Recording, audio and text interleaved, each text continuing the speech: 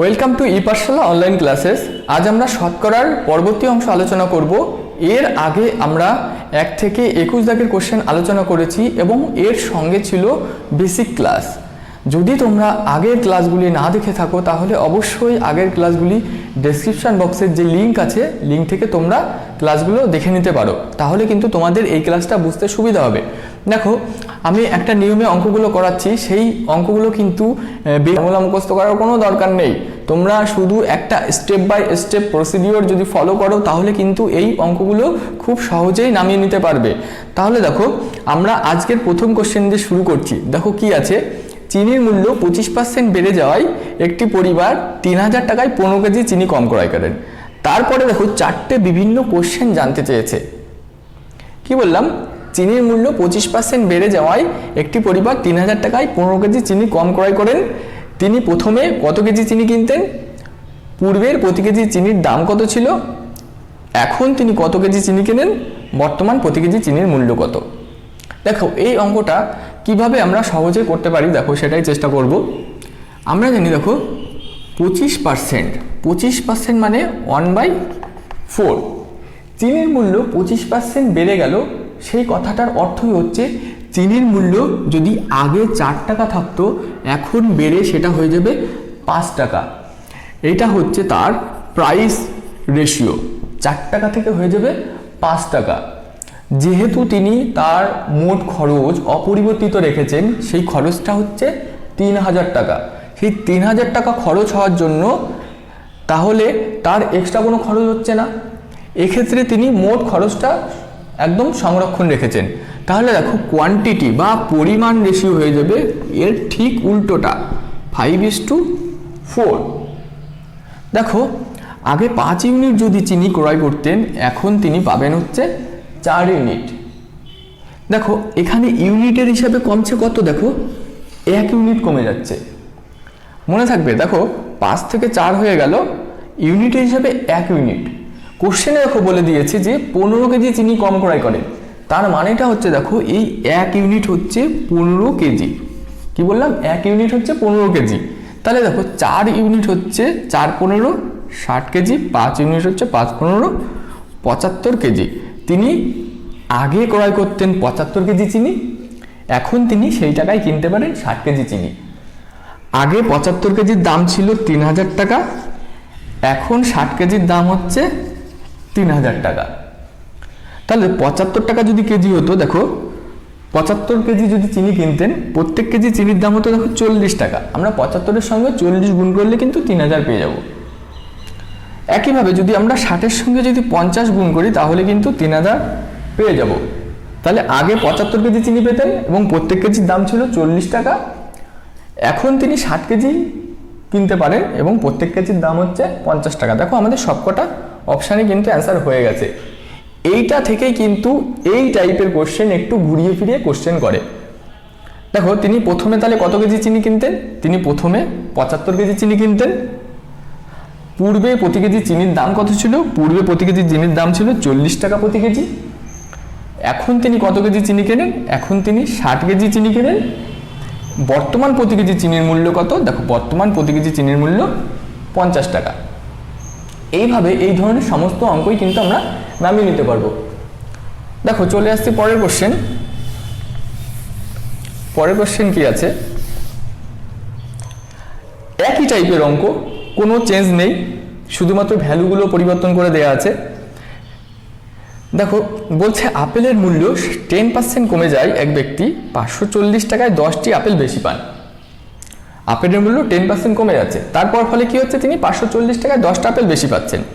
দেখো আপেলের মূল্য 10% কমে যাচ্ছে, তার মানে হচ্ছে 10 টাকা যদি দাম থাকতো আপেলের, এখন বর্তমান মূল্য হচ্ছে 9 টাকা। একই টাকায় তাহলে কোয়ান্টিটি, এটা হচ্ছে প্রাইস, কোয়ান্টিটি হয়ে যাবে কত? 9 থেকে 10, ঠিক এর উল্টোটা, উল্টো রেশিও। দেখো আগে যদি 9 ইউনিট আপেল পাওয়া যেত, এখন পাওয়া যাবে 10 ইউনিট। তাহলে আমরা ইউনিটের রেসপেক্টে বাড়ছে কত? দেখো 1 ইউনিট। 1 ইউনিট আপেল আমরা বেশি কিনতে পাচ্ছি। কোশ্চেনে বলে দিয়েছে এই 1 ইউনিট দেখো 10টা আপেল। তাহলে এই 10 ইউনিট কত? 10 ইউনিট হচ্ছে 100টা আপেল। তাহলে এখন আমরা 100টা আপেল কিনতে পারবো। এই 100টা আপেলের দাম হচ্ছে দেখো 540 টাকা। তাহলে 100টা আপেলের দাম যদি 540 টাকা হয়, একটা আপেলের দাম কত হয়ে যাবে দেখো, একটা আপেলের দাম হয়ে যাবে 5.4 টাকা। 540কে 100 দিয়ে ভাগ করো, দেখো 5.4 আসবে। এটা হচ্ছে একটা আপেলের দাম, একটা আপেলের দাম আসবে 5.4 টাকা। কোশ্চেনে চেয়েছে দেখো 1 ডজন আপেলের দাম কত। 1 ডজন মানে 12টা, 12 এর সঙ্গে গুণ করে দেবো, দেখো 5 12 60, 60-এর কাছাকাছি যে অপশানটা আছে সেটাই উত্তর হয়ে যাবে, অপশান এ। পুরো ক্যালকুলেশন করারও কোনো দরকার নেই, যদি খুব ক্লোজ ভ্যালু থাকে তাহলেই কিন্তু আমরা পুরো ক্যালকুলেশন করব, কারণ পরীক্ষার সময় কিন্তু সময় খুবই কম থাকবে এবং আমাদের কম সময়ে কিন্তু অঙ্কগুলো করে বেরিয়ে আসতে হবে। আমরা যদি শর্টকাট না শিখি তাহলে কিন্তু পরীক্ষার হলে বেসিক নিয়ম থেকে এক্স ধরে এত পার্সেন্ট এইভাবে করে কিন্তু আমরা অঙ্ক নামাতে পারবো না। পরীক্ষার হলে দেখো 25টা অঙ্ক আছে, আমরা 15টা অঙ্ক বেশি নামাতে পারবো না। প্রত্যেকটা অঙ্কর কিন্তু আমাদের শর্ট ট্রিক্স জেনে রাখা জরুরি। একটা বেসিক একটা নিয়ম মেনে কিন্তু শর্ট ট্রিক্সগুলো আসে, এই ট্রিক্সগুলো আমরা আস্তে আস্তে মনে রাখার চেষ্টা করব এবং পরবর্তী ক্লাসেও আমি সব ধরনের ট্রিক্স, সব ধরনের অঙ্ক শর্টকাট নিয়মে করার প্রসেস আমি আলোচনা করে দেব। বেসিক নিয়মে অঙ্ক অবশ্যই দরকার, বেসিক ভুললে চলবে না। যদি কোনো অঙ্ক আমরা যদি ট্রিকে আটকে যাই তখন কিন্তু বেসিক দিয়ে করতে হবে, তাও যদি সময় থাকে। যদি সময় না থাকে তাহলে কিন্তু আমাদের স্কিপ করা ছাড়া কোনো উপায় থাকবে না। আমাদের পরের কোশ্চেন আছে, চিনির মূল্য যদি 30% বৃদ্ধি পায় তাহলে চিনির ব্যবহার কত শতাংশ কমাতে হবে যদি খরচ 10% বৃদ্ধি পায়। এখানে কিন্তু চিনির মূল্য বৃদ্ধি পেয়েছে 30%, চিনির ব্যবহার কিন্তু আমাকে কমাতে বলেছে, কিন্তু খরচ এখানে কিন্তু ধ্রুবক না, খরচও কিন্তু বৃদ্ধি পেয়ে গেছে। তাহলে এই ধরনের অঙ্ক কতগুলো সেম টাইপের অঙ্ক আসে, শুধুমাত্র ভ্যালু চেঞ্জ করে দিয়ে এই টাইপের অঙ্কগুলো আমরা কি করে সমাধান করব একটা ট্রিকে, সেটা আমি তোমাদের দেখাবো। দেখো 30% বৃদ্ধি পায় চিনির মূল্য, তার মানে দেখো চিনির মূল্য 10 টাকা থেকে 13 টাকা হয়ে যায়। আর দেখো কোয়ান্টিটি আমরা জানি না, কারণ এখানে কিন্তু কোয়ান্টিটি রিভার্স হবে না, কারণ কিন্তু খরচটা কিন্তু সেম নেই। খরচ বৃদ্ধি পেয়ে গেছে দেখো 10 থেকে 11 হয়ে গেছে, খরচ বৃদ্ধি পেয়েছে 10%, খরচ কিন্তু 10% বৃদ্ধি পেয়ে গেছে। এটা প্রাইস আর কোয়ান্টিটি, আর এটা হচ্ছে খরচ। আমরা প্রাইসের সঙ্গে কোয়ান্টিটি গুণ করলে পাবো তার খরচ, এখানে প্রাইসের সঙ্গে কোয়ান্টিটি যদি গুণ করি তাহলে পাবো খরচ। তাহলে দেখো আমরা কোয়ান্টিটির রেশিও আমরা জানি না, এক্স আর ওয়াই রেখে দিলাম। কি বললাম? এক্স আর ওয়াই ধরলাম, আমাদের এক্স আর ওয়াই এর মান বের করতে হবে। এই অঙ্কটা আমাদের বুঝতে গেলে একটা অনুপাতের ক্যালকুলেশন আমাদের শিখতে হবে। সেই অনুপাতটা ক্যালকুলেশন করলে আমরা কিন্তু এই লজিকটা ধরে নিতে পারবো। দেখো সেই কি লজিকটা, আমি একটা অনুপাত ধরলাম a is to b, আর একটা অনুপাত ধরলাম x is to y। ax এর সঙ্গে গুণ করে একটা অনুপাত বের করলাম ax is to b, R y এর সঙ্গে গুণ করে পেলাম by, একটা অনুপাত পেলাম। এটা হচ্ছে আমাদের আরেকটা তৃতীয় অনুপাত, থার্ড অনুপাত। এইবার দেখো আমি একটা ক্যালকুলেশন দেখানোর চেষ্টা করছি বোঝানোর সুবিধার্থে। আমরা যদি এই b এর সঙ্গে x গুণ করে বাঁ পাশে লিখি দেখো, তাহলে হচ্ছে abx। আর একটা অনুপাত করব, এর সঙ্গে by যদি গুণ করি তাহলে আমরা পাবো aby। আলটিমেটলি দেখো এই অনুপাত থেকে ab কেটে যাবে, x is to y আসবে। এইটা দেখানোর কারণ কি? দেখো এইটা দেখানোর কারণ হচ্ছে আমরা বলতে পারবো যে এর সঙ্গে যদি by গুণ করি তাহলে আমরা x পাবো, আর b এর সঙ্গে যদি আমরা x গুণ করি তাহলে আমরা y পাবো। ঠিক আছে? আরেকবার বলছি, দেখো b এর সঙ্গে যদি আমরা x গুণ করি তাহলে x পাবো, আর এর সঙ্গে by যদি গুণ করি তাহলে আমরা কিন্তু y পাবো অনুপাতের দিক থেকে। ঠিক একই রকম ভাবে দেখো আমরা এই অঙ্কটা লিখতে পারি যে x আর y এর যে অনুপাত x is to y, এটাকে আমরা কি লিখতে পারি? দেখো এই 13 সঙ্গে 10 গুণ করে লিখবো 130, আর এই 10 এর সঙ্গে 11 গুণ করে লিখব 110। এটাকে যদি কাটাকাটি করে নিই তাহলে কিন্তু আমরা পেয়ে যাব 13:11। এটাই কিন্তু কোয়ান্টিটি রেশিও। তাহলে দেখো আগে যদি 13 কোয়ান্টিটি কিনতে পারতাম, এখন কিনতে পাবো 11 কোয়ান্টিটি। কমে যাচ্ছে কতটা? দেখো কোয়ান্টিটির রেসপেক্টে ব্যবহার কমে যাচ্ছে 2 ইউনিট। কতর মধ্যে কমছে? দেখো 13-র মধ্যে 2, তাহলে 2 এর 13। 2 এর 13 আমাদের আসছে ভগ্নাংশে অ্যান্সার। দেখো আমরা জানি ভগ্নাংশ থেকে আমরা পার্সেন্টেজে যদি কনভার্সন করি তাহলে 100 দিয়ে গুণ করব। আবার মনে রাখার জন্যও বলেছিলাম, দেখো মনে করে দেখো যে 1 এর 13 7 পূর্ণ 9 এর 13, 1 এর 13 হচ্ছে 7 পূর্ণ 9 এর 13%। তাহলে আমাদের দেখো 2 এর 13 কত হয়ে যাবে, 2 এর 13 কি হচ্ছে, তাহলে 7 পূর্ণ 9 এর 13 সঙ্গে আমরা 2 গুণ করে দেবো। 7 পূর্ণ 9 এর 13 সঙ্গে যদি 2 গুণ করে দিই তাহলে আসবে দেখো 14 পূর্ণ 18 এর 13। এটাকে আমরা লিখতে পারি 15 পূর্ণ 5 এর 13 এত পার্সেন্ট। দেখো কোন অপশানে আছে আমাদের, অপশান বি হয়ে যাবে আমাদের সঠিক উত্তর। কি বললাম, অপশান বি হয়ে যাবে সঠিক উত্তর। এই অঙ্কটা দেখো আমি আবার তোমাদের বুঝিয়ে দিচ্ছি ভালো করে, তাহলে বাকি একটা অঙ্ক বুঝে গেলে কিন্তু তোমাদের বাকি অঙ্কগুলো কিন্তু ক্যালকুলেশন করতে সুবিধা হবে। দেখো প্রাইস বেড়েছে 10 থেকে 13, প্রাইস রেশিও, কোয়ান্টিটি ধরে নিলাম x:y, এক্সপেন্ডিচার বেড়েছে হচ্ছে 10 থেকে 11, তাহলে x:y কোয়ান্টিটি রেশিও হয়ে যাবে দেখো 130:110, 13 সঙ্গে 10 আগে কিন্তু ডান দিক থেকে গুণ করবো, 13 সঙ্গে 10 গুণ 130, আর 10 সঙ্গে 11 গুণ 110, 0 0 কাটা, তার মানে কোয়ান্টিটি 13 থেকে 11 হয়ে যাবে। আগে পাওয়া যেত 13 কোয়ান্টিটি, এখন পাওয়া যাবে 11 কোয়ান্টিটি। কোয়ান্টিটি কমে যাচ্ছে দেখো 2 ইউনিট, 2 এর 13 অংশ তাহলে আমাদের কমছে, 2 এর 13 অংশকে যদি আমরা পার্সেন্টেজে করি তাহলে আসবে 15 পূর্ণ 5 এর 13%। মনে থাকবে। দেখো এই অঙ্ক কিন্তু আমরা অন্যান্য নিয়মেও করতে পারি, সেক্ষেত্রে সেই নিয়মটাও শেখাতে পারবো, তোমাদের যেটা ভালো লাগবে তোমরা সেই নিয়মেই করতে পারো। আমি সেই নিয়মটাও দেখাচ্ছি। দেখো চিনির মূল্য 30% বৃদ্ধি পায়, তার মানে কি, ধরো 100 টাকা চিনির মূল্য ছিল, চিনির মূল্য হয়ে গেছে 130 টাকা।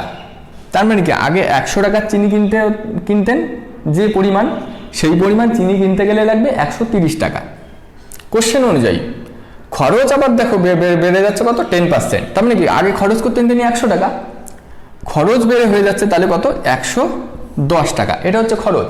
তার মানে দেখো এখনকার রেসপেক্টে, এখনকার যে দাম সেই রেসপেক্টে যদি খরচ করতেন তাহলে কিন্তু 130 টাকা খরচ হতো, আর তার খরচ কিন্তু বেড়েছে অ্যাকচুয়ালি 10%।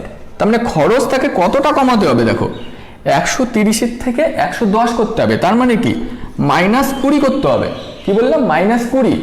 -20 মানে দেখো এটা যদি শতকরাতে করি 20/130 ইন্টু 100, সেই কিন্তু 2 এর 13ই আসছে। তুমি যেভাবেই অঙ্ক করো না কিন্তু অঙ্ক হয়ে যাবে। 2 এর 13 মানে আমাদের এখানে হয়ে যাচ্ছে 15 পূর্ণ 5 এর 13%।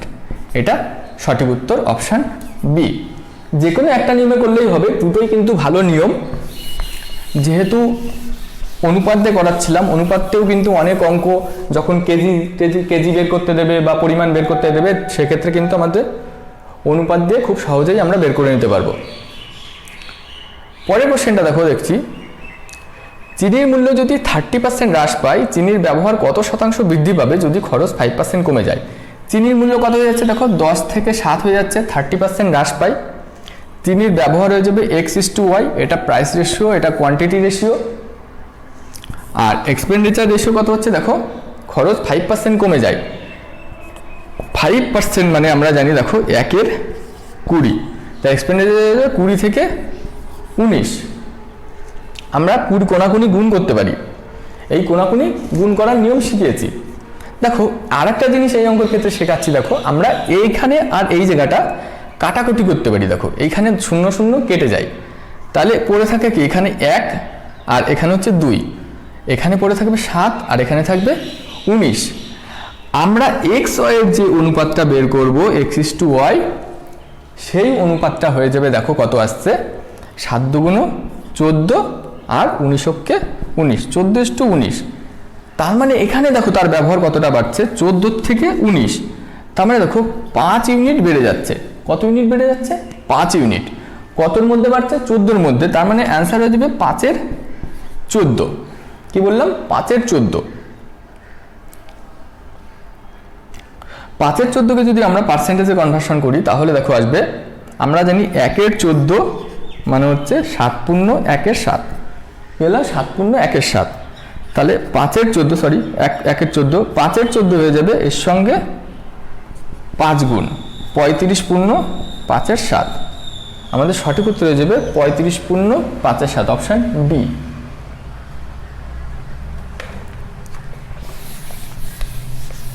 চলে আসছে আমাদের পরের কোশ্চেন আছে দেখো, চিনির মূল্য 30% হ্রাস পাওয়ায় এক পরিবার 32 কেজি চিনি বেশি ক্রয় করে, এতে তার খরচ 16% কমে যায়, বর্তমানে তিনি কত কেজি চিনি ক্রয় করেন? দেখো আমাদের কি কি ডেটা দেওয়া আছে আমরা সেটা দেখে নেব। চিনির মূল্য 30% হ্রাস পেয়ে যাচ্ছে, দেখো আমরা 30% মানে আমরা জানি 3/10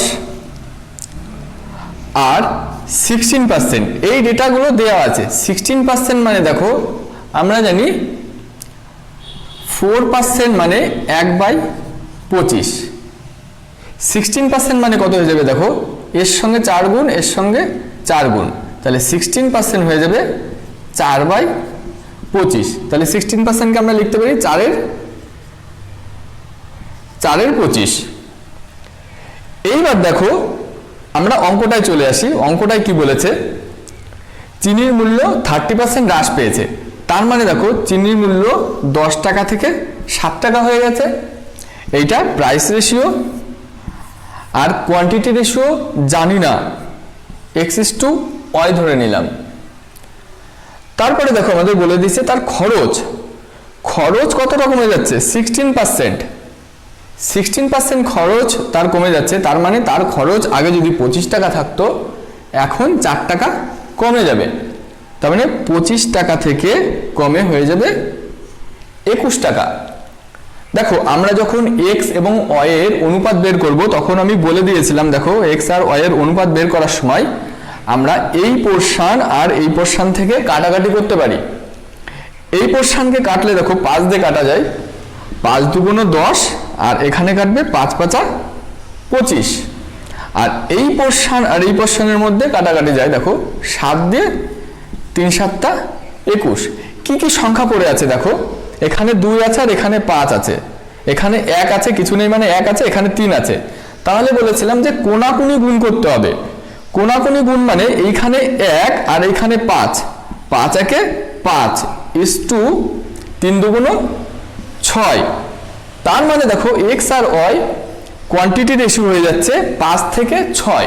যদি আমরা ইউনিটে দেখি তার কোয়ান্টিটি বাড়ছে দেখো 1 ইউনিট, কি বললাম তার কোয়ান্টিটি বাড়ছে 1 ইউনিট।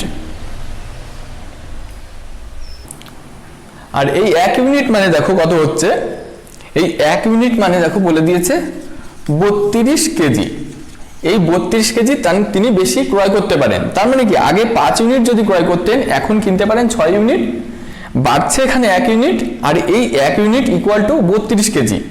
তাহলে কোশ্চেনে জানতে চাইছে দেখো বর্তমানে তিনি কত কেজি চিনি ক্রয় করেন, তিনি বর্তমানে দেখো 6 ইউনিট চিনি ক্রয় করেন, 6 ইউনিট চিনি, তাহলে কতটা কোয়ান্টিটি হচ্ছে দেখো আমরা 32-এর সঙ্গে 6 গুণ করে দেবো। দেখো 32-এর সঙ্গে যদি আমরা 6 গুণ করি কত আসবে, 192 কেজি, এটা হয়ে যাবে আমাদের সঠিক উত্তর। চলে আসছে দেখো পরের কোশ্চেন আছে, একটি আয়তক্ষেত্রের দৈর্ঘ্য 16.2-3% বৃদ্ধি পেলে এবং প্রস্থ যদি 14.2-7% কমে যায় তাহলে তার ক্ষেত্রফলের কি পরিবর্তন হবে? দেখো এই অঙ্কটা যে ডেটাগুলো দেওয়া আছে সেই ডেটাগুলোকে আগে লিখে নিই বোঝার সুবিধার্থে। 16.2-3%, এটা যদি আমরা ভগ্নাংশে লিখি দেখো তাহলে লিখব 1/6, আর 14.2-7% এটা হচ্ছে 1/7। দেখো আয়তক্ষেত্রের দৈর্ঘ্য 16.2-3% বৃদ্ধি, তার মানে দেখো দৈর্ঘ্য হয়ে যাবে 6 থেকে 7, আর প্রস্থ দেখো 14.2-7% কমে যায়, তার মানে দেখো প্রস্থ হয়ে যাবে 7 থেকে 6, 7 থেকে 6 হয়ে যাবে। এই ক্ষেত্রে দেখো ক্ষেত্রফল কি হয়ে যাবে, এইটা লিখেছি দৈর্ঘ্য আর এটা হচ্ছে প্রস্থ। আমরা জানি ক্ষেত্রফল হচ্ছে দৈর্ঘ্য এবং প্রস্থের গুণফল। তাহলে দেখো এখান থেকে আমরা যদি দেখি এখানে কোনাকুনি কেটে যাবে, এখানে কোনাকুনি কেটে যাবে, তাহলে এটাও এক এটাও এক। দেখো ক্ষেত্রফলের কিন্তু কোনো পরিবর্তন হবে না, ক্ষেত্রফল আগে যা ছিল ঠিক তাই হবে। ক্ষেত্রফল তাহলে কি পরিবর্তন হয়ে যাবে? ক্ষেত্রফলের কোনো পরিবর্তন হবে না। চেঞ্জ দেখো 0, অ্যান্সার আসবে 0%।